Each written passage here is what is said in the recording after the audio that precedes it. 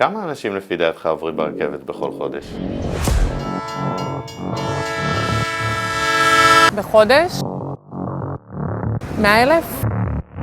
מיליון. 1.5 מיליון, 2. לא 100,000? 13 מיליון אנשים, 13 מיליון חשיפות.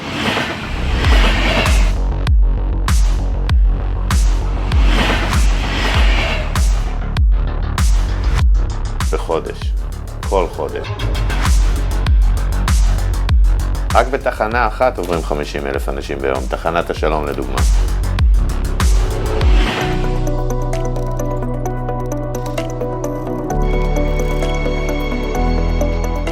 בנוסף לפריסת השלטים פרימיים שיש לנו ברחבי הארץ,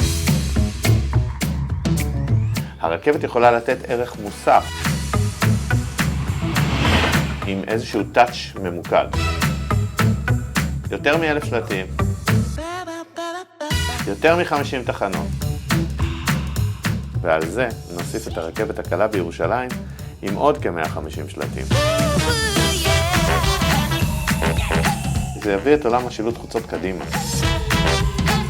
בסופו של דבר, value for money, רכבת.